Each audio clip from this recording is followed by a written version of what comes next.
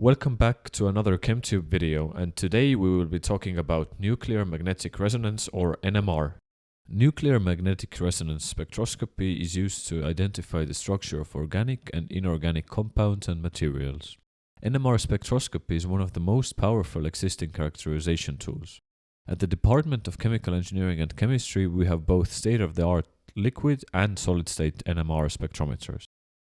Nuclei that have an odd number of protons or neutrons have a property called nuclear spin that allows them to be studied by NMR. The easiest example of this is the hydrogen atom, which has only one proton. In the absence of an applied magnetic field, the magnetic moments of the nuclei are randomly oriented. However, when placed between the poles of a strong magnet, the magnetic moments of the nuclei align either with or against the applied magnetic field. Nuclei with magnetic moments that align with the field are in lower energy alpha spin state, whereas those with magnetic moments that align against the field are in higher energy beta spin state. The beta spin state is more energetic because more energy is needed to align the magnetic moments against the field than along the field. As a result, more nuclei can be found in the alpha spin state. This phenomenon is called polarization. The energy difference between the alpha and beta spin states depends on the strength of the applied magnetic field. The greater the strength of the applied magnetic field, the greater the energy difference. When a sample is subjected to a pulse of radiation, whose energy corresponds to the difference in energy, nuclei in the alpha spin state can be excited to the beta spin state in an act called flipping. When the nuclei flip their spins, they generate signals whose frequency depends on the difference in energy between the spin states. The NMR spectrometer detects these signals and plots their frequency versus the intensity. Note, the signal here is just for illustration. In reality, the signal is generated in the coils of the NMR due to the reason that a change of magnetic field generates current in nearby coils. The difference in energy can be calculated with the equation below, where h is the Planck constant, v is the operating frequency, gamma is the gyromagnetic ratio of a given nuclei, and B0 is the strength of the magnetic field. The gyromagnetic ratio is the fundamental physical constant that relates the magnetic moment of a nucleus to its angular momentum. It determines how strongly a nucleus interacts with an external magnetic field and the resonance frequency of this nuclei. NMR spectroscopy can be used to study many different elements and their isotopes, as shown here. Most often, NMR is used to study dissolved organic compounds in liquid phase. Compared to the liquid state, the NMR signals of solid compounds are broader because the effects of anisotropic interactions are observed instead of being averaged out, which is the case for liquid state NMR. Usually, magic angle spinning is used to increase the resolution of the signals from solid materials. Magic angle spinning introduces artificial motion by replacing the axis of the sample rotor at the magic angle 54.74 degrees with respect to B0. As the nuclear dipolar interaction follows a 3 cosine squared theta minus 1 dependence, by spinning the sample around the magic angle, the dipolar interaction vanishes, effectively eliminating the interaction responsible for line broadening. Now let's take a look at an NMR spectrum. Here we have the proton NMR spectrum of propanol. On the x-axis we have ppm or parts per million, and on the y-axis we have intensity.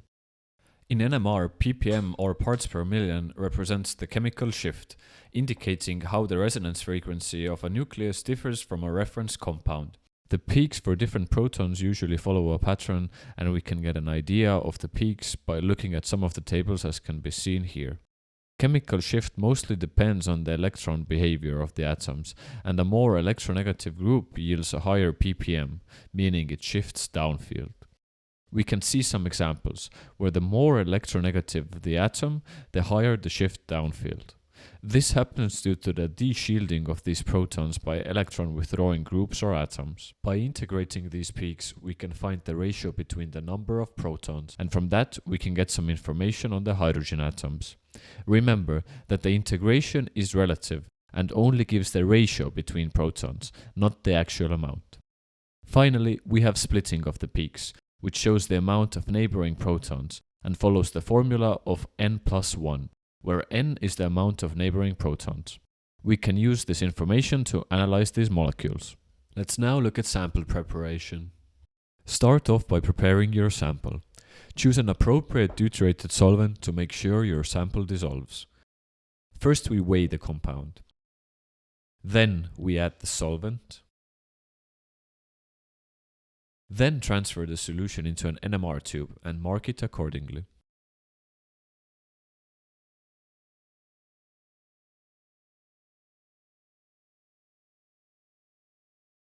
Place your sample into the spinner and clean the tube.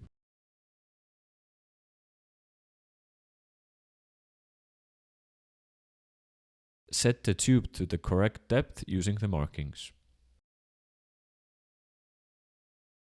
Put your sample into the correct position in the holder and move to the computer. Here you have to select the appropriate folder, then insert the sample name. Indicate the solvent used and which type of NMR you wish to perform. Here you can change some specific settings. And here you can add a description for the sample. Finally, select Submit and your sample will be added to the measuring queue.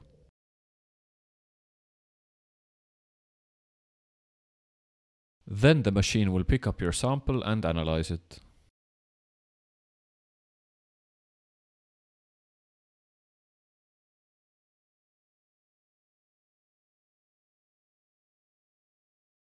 Let's say we get this type of NMR spectra with a chemical formula C4H8O2 and the solvent deuterated chloroform. How can we get the structure from the spectrum? First, we see the integration and see that there are 3 groups of hydrogen atoms with ratios 2 to 3 to 3. We see we also have 2 oxygen atoms and we look at the most downfilled peak at 4.1 ppm.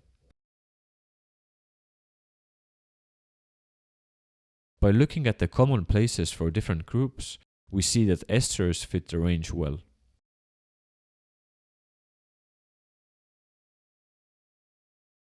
The same peak is also a quartet, meaning 3 neighboring protons, so let's leave it like this now. Then we have the singlet, meaning no neighboring protons at 2.2 ppm. If we look at what group it could be, we can see that it shows ketone, but the ester group also fits here. So now we know that these atoms are as shown. And finally, we see a triplet, meaning that there are 2 neighboring protons. By combining all of this information, we result in the following molecular structure. This is the molecule of ethyl acetate. Thank you for watching the ChemTube video about NMR.